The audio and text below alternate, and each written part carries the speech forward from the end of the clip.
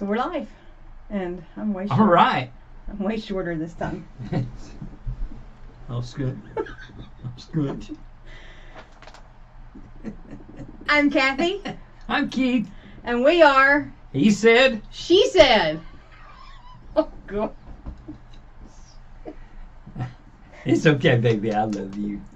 We even have a script this time. I told you it didn't matter. So, last week we kind of give you a little bit of information about who we are and what we're doing, and I'm not real sure it's making a whole lot of sense, but whatever. Here we go. We're going to spin you just a little. Hang on. There you go. That's better. I feel better now. Over here.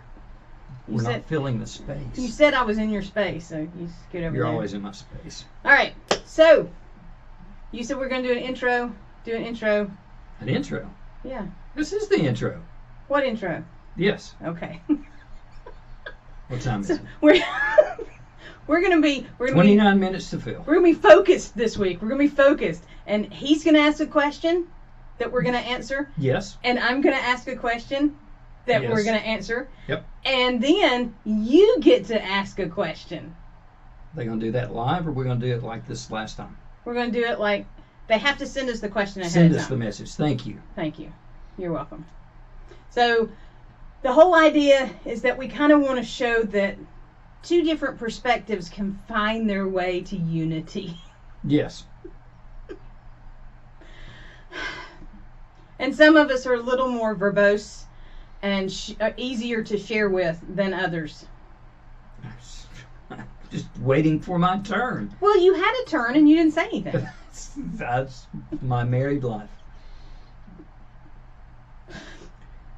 We ready for the first question? Not yet. Okay. You got 30 seconds. Oh, I got 30 more seconds. You got to fill some time there, Skippy. Okay. There's a nice little pretty picture for you. We are looking at, yes, we've actually got a clock this time, so we're keeping up with it. 3 topics. He said, I get to pick one. She said, she picks one, and then you guys will send us something and we'll choose, and we'll talk about that, the third segment. And we've got sponsors this time. And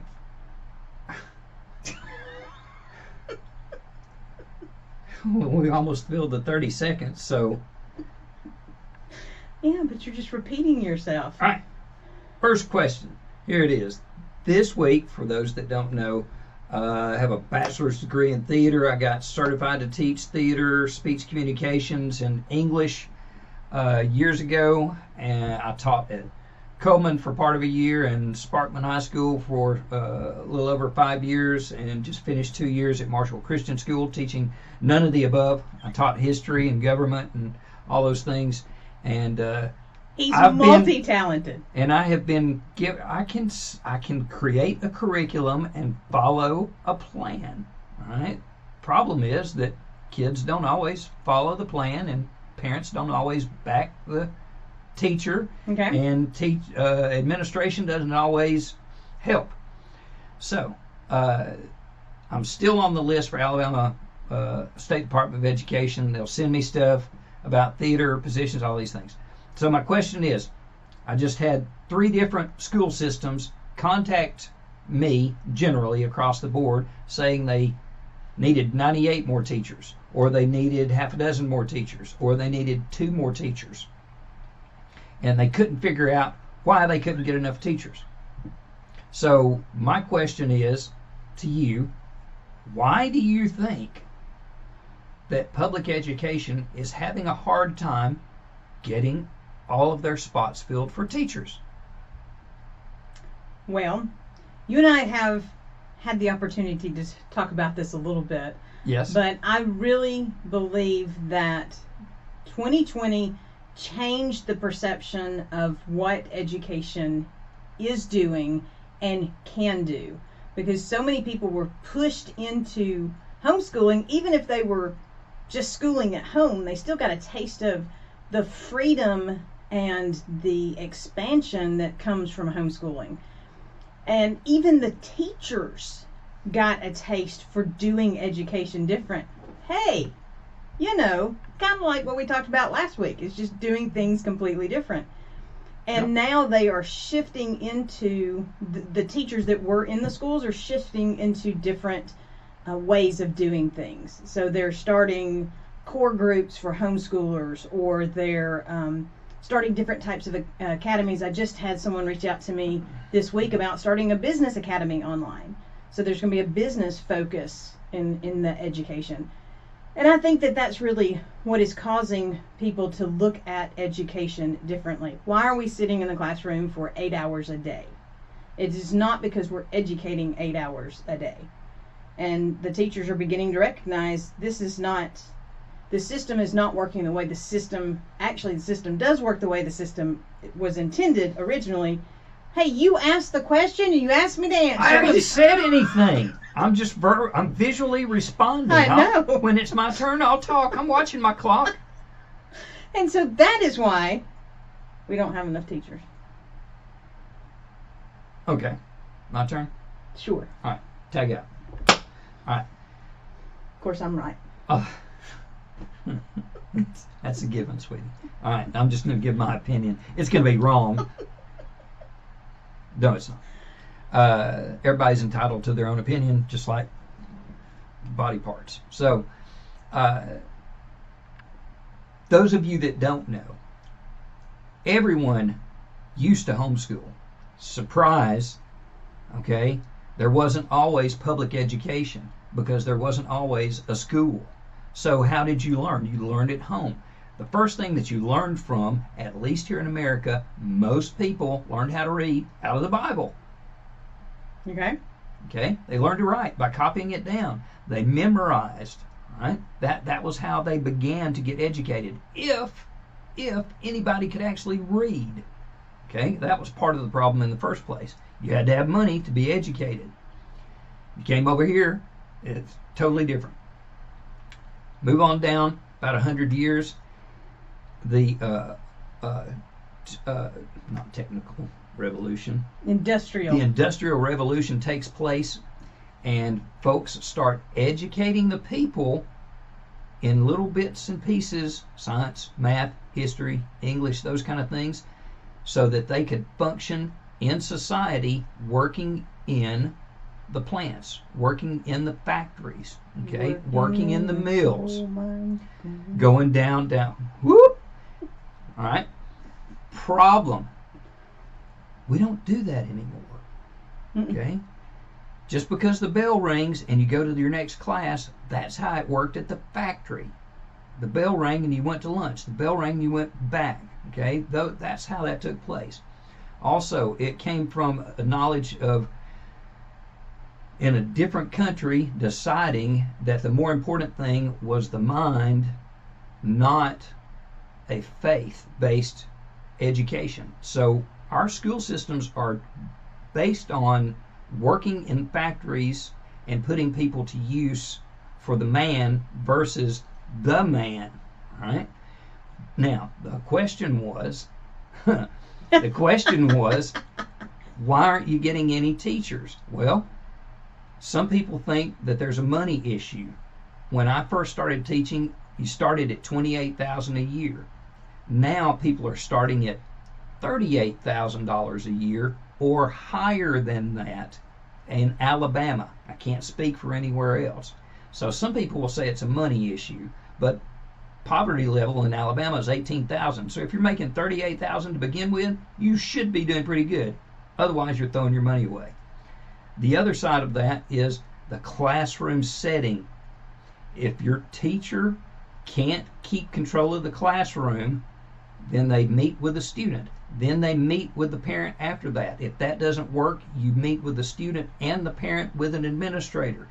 After that, in my opinion, the administration should handle it. If people are causing an issue, get them out of there. At least for a few days. Then a week. Okay? Then you start looking at moving them out of there for possibly longer than that. But there should be a process. You should be able to fix the problem. But if the administration is more worried about getting sued than holding students accountable and letting the teachers be able to control the classroom, educate the percentage of the people, then there's a problem. It's as simple as that. in my opinion. Okay? Now it's time for a commercial break. Now it's time for a commercial break. This week, being normal is overrated. At Peculiar Productions, we help turn passions into a profit. We actively work to provide a space for creatives to gather and feel less weird. We invest in promotion of faith, hope, and love, and we focus on being relentlessly helpful in as many ways as we can. How can we do these things? Here are some examples. Purpose coaching. Find out your why. There are courses that you can take to keep learning. Book coaching. Family-friendly products. Finally, publishing imprint. We want to help you find a pathway for the words you believe in and get your book written, because everybody has a story. We're gonna have to Next question. We have to fade in and fade out better. Since you decided to go political, I haven't faded in and out better since the late 80s. Invisibility was a reality. Next. I don't even know how to respond to that. I know you don't. I don't know how to respond to that. The ones that know me, They know? They know. They know. They know. They's not a good person to talk to. Okay, so since Them. you brought up accountability, I'm going to ask you a question that is going to spiral you down further. Down the rabbit hole. I know the white rabbit well. What do you think is the best way to respond to people who are not holding themselves accountable and they're in authority? Repeat that question. How do you respond? How should you respond when people in authority aren't acting like they should? When people in authority aren't acting like they should. And they're not following their own rules and they're not holding the rules in place. There's supposed to be a process. Right. Well, I mean, what should you do? What should I do? What should you do? Well, I'm supposed to love them. I'm called to love God and love others. I'm not supposed to judge anybody. I'm supposed to be discerning. I'm supposed to... I agree with the old Adam, fool me once, shame on you, fool me twice, shame on me. Wait, Adam said that? I said the old one. I didn't say from Adam's mouth. It's like Adam's house cat. I don't know if Adam had a house cat. I don't know if Adam had a house. I think that's why it's funny, is because he didn't have a house. How could he have a house cat? What was the question? What am I supposed to do with someone in authority that doesn't hold account? We're supposed to go to them and speak with them just like anyone else. Like I would with a student, like I would with a parent, like I would with an administrator, like I would with anybody else. We're supposed to have a good relationship with them in the first place. We should be creating a good relationship with everybody so we can share our relationship with God with them, and then they have their own relationship with God. But I don't want to take up all of your time. Yeah, because it would be the first time. Don't talk to them up front, in front of the group. Don't be combative. Well, you don't talk to them in front of the group, because even if you're being polite, everyone is listening in. Right. That it's none of their business. The business is between you and the other person. Just like you're supposed to do if there's an issue with your spouse. With anyone. You're supposed to take them aside, talk to them in love. If that doesn't work, then take someone with you, preferably that they know and have a respect for, and then you talk to them again aside and away from everybody else. And then if it still doesn't work, you're supposed to take it before the group. Now the group, if we're going to talk about schooling, an administrator, it depends on the administrator. It could be an assistant principal. You would want to talk with that administrator and the principal. If it's with the principal and you've spoken with the principal, I would suggest that you bring in whoever the representative is from the education system that you're within and talk to the principal and that person. So there's always the authority figure in there, not just you running your mouth. What are you implying? I'm implying that some people these days seem to think that they're supposed to get all up in somebody's face and that's going to fix it. It fixes nothing. How does that work with me? It makes... Just keep the damn car. That's how it works. It's taken all these years to know you can't force anybody. You can't make anybody. And sometimes it's a sign that maybe you need to move on at that point. It's not your place. It's not my place anymore. See, and that's one of the reason I've... Back to you, because you got 2 minutes. The reason I thought about that question is because when you and I first met, I would take on any cause without hesitation. I would fight for the underdog or whatever. And then after we got married and we had that moment where you said, I don't like you anymore and I just don't like being around you. And instead of getting upset with you, I tried to fix me. I realized that I was the problem. No, not in our marriage. You can't claim that. That's not for you. That I was the problem in my journey and that I can't fix other people. That's right. So when... I can only fix me. Right. When things come up... That's it. And people are doing stuff, especially government, administrations, things like that, where they are listening. Everybody's listening, as he said, she said. So the great they, is going to do what they're going to do. And if I let them steal my joy, then I am not in line with what God wants for my life. So if I do things out of peace, out of love, out of joy, out of encouragement, then I am positioned to be okay with whatever they do or do not do. I can't make other people... And then you can make an unbiased decision. Right. I can choose to walk away. You've done all that you can do for you, for them, and then you have to make a decision. You have to let it go. Yep. Let go and let God. Because he'll take care of it. I mean, he promised he'd take care of it, so I believe that he'll take care of it. Right. All right. Ready for our next commercial break? Oh! Next commercial break. No, he wasn't ready. ScoutingOutAdventure.com. It began with an award. The first Southeastern Literary Tourism Initiative, CELTI for short. The idea is that the places and events are true and they are an integral part of the stories. So this series, this trilogy, Mystery Rock, takes place at Gulf State Park, Fort Morgan, Fort Gaines, Dauphin Island. Secret of the Mound, second book, takes place at Moundville, Oakville, and Florence. Yes, there is a mound in Florence. And finally, Shadow in the Cave, Rickwood Caverns, Russell Cave National Monument, Cathedral Caverns, and one, quote, unknown cave near Lake Guntersville State Park.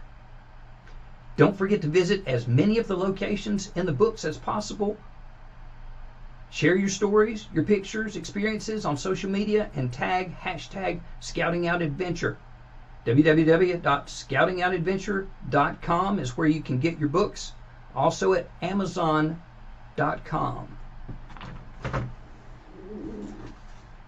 Yay!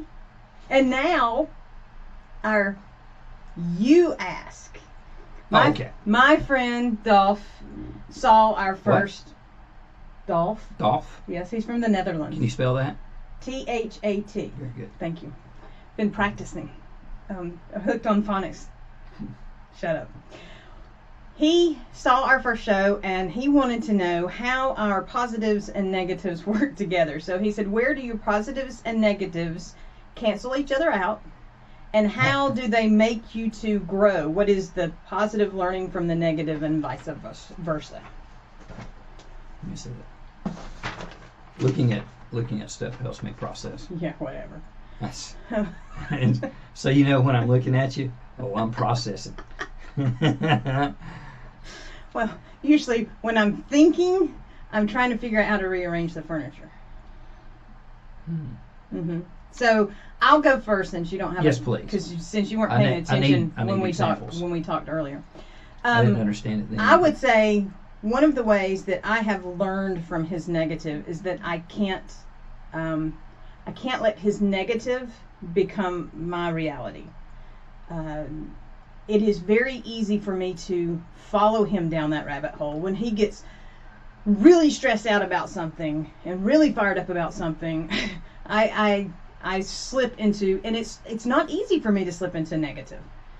But when he is really stressed out and he is really worried, I tend to absorb some of that negative in my attempt to make him better. I know I cannot encourage him when he's that down. He just gets more annoyed. Yeah. But I have gotten way better at not letting his negatives pull me down. So when he woke me up and said he was having a be so wrinkly medical issue, I just told him to go back to sleep and we'd go to the doctor in the morning. Thought I was having a freaking heart attack in the middle of the night. Oh, don't worry about it. We'll go see him in the morning. Go back to sleep. Go back to sleep.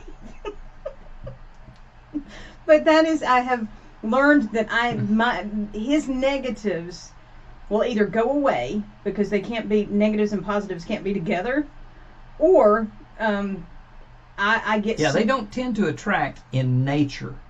So they repel each other like the opposite. No, in nature they do attract. They don't. Yes, that's how you get atoms. Is the positive and the negative. We're back to Adam again. Magnets. You got a positive and a negative end. No, the positive and the positive repel each other. Oh, that's right. Okay. It's like you and your gourds earlier. No wonder we were so attracted to each other. It's because I'm so positive. And I was so negative. Yes. So, how have you, as the negative side, started learning from the positive side? And what are some lessons you think I still need to learn? How about that? You got 3 minutes.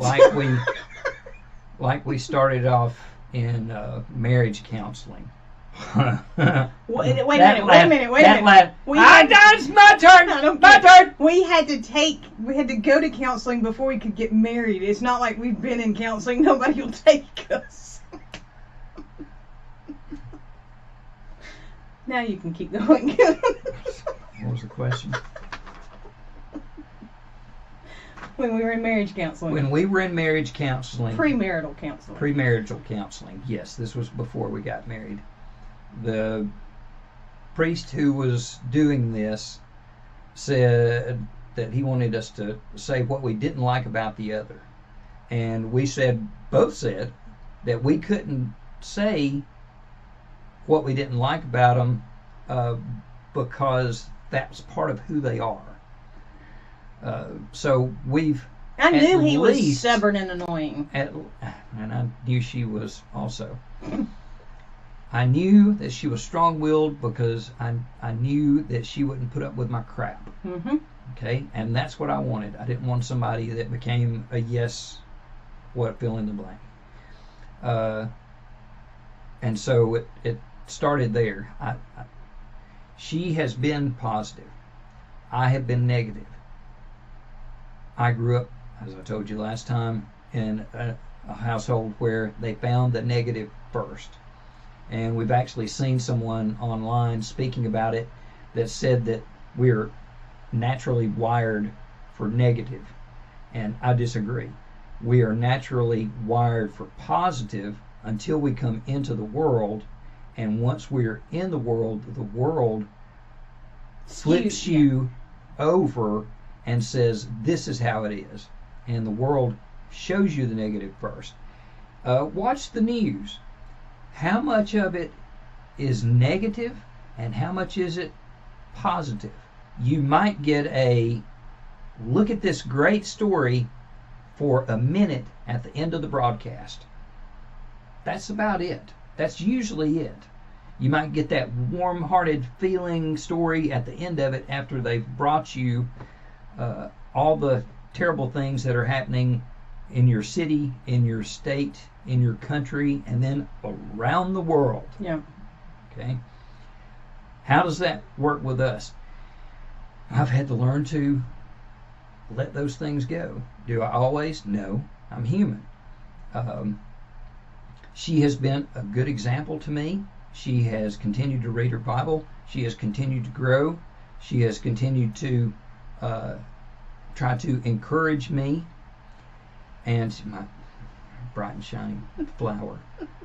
I'm your face of encouragement, remember? The face of encouragement. The negative side, she doesn't show it. Again, last time she told me for years, I have to talk about it because I'd hold it inside and then I'd just have it come apart. Oh, to say the least. Meltdown, more like it. Oh, and I'm for the better about record, it that- if your husband ever has a meltdown, don't say quit being a baby, because then the child in the back seat starts going, Daddy's a baby, Daddy's a baby. Yeah, and you know that helps an uptight situation right there. That just makes you gushy all over, doesn't it? Make you get out of the car while you're doing 55 miles an hour down the road. And he was driving, so it would have been really bad. No, I usually just hit the brakes real hard and pull over into the side of the road, and we stop and have a discussion. How does the negative affect me? Makes me even worse. How does the positive affect me? Makes me even better. So if you've got a partner, if you've got a spouse that is negative, just keep being positive. Keep being positive. Keep being positive. No matter, don't let them influence you into negativity. You get better. You become a better person. And the good news is, You make me want to be a better man. when Jack I am Nicholson. when I'm being positive, it doesn't matter if you don't, because I continue to feed myself that positive encouragement. Yes. So I am learning to be honest about the situation, but not affected by the situation. Oh, that's good. So that's because for the longest time, he would think that I wasn't even paying attention, that I was just living in my own delusional little world. You don't even care. And I had to explain to him that I'm not going there. I'm not going down the rabbit hole. I see it, I recognize it, but it's not in control. That's right. Okay. And Dolf, thank you. This is coming to you. It is one of our t-shirts, one of the few. If you like it, though, we can order more. Being normal is overrated. Yeah. And if you send in your questions, then you can also be eligible for one of our great prizes. Sure. That's one of the ones that survived the tornado. Mm-hmm. So make sure that you join us, like us on Facebook. You can check us out on YouTube. If you're on YouTube, you already know we're there. Or you can follow us on Twitter, or you can come over to the website PECU productions.com. Right. And if you're looking up Peculiar Productions, it's Peculiar Production LLC. Because there's a couple extra out there. Somebody makes films. Somebody does something else. But Just look for PQ. Yeah. Look for the platypus. Look for the platypus. PQ, the peculiar platypus. That's right. PQ'd That is his right is name. our mascot. And Kathy's going to tell you a wonderful story about the mascot and my dad. So when we were first designing the mascot, Keith's dad walked in and saw it on the screen as we were working through it, and he said, "Oh, great! It's perfect. It's warm. It's fuzzy, and it's venomous. That's the perfect you." True story. That's a true story. That was my father-in-law. That's how much he awesome. loved me. That's awesome. And- Well, it's true. You don't want to I'm not venomous. look. She's lovely, beautiful, and Whatever. Until next time. this is He Said. And she said, and I'm Kathy, I'm Keith. and have a very blessed evening. Woo! Peace out.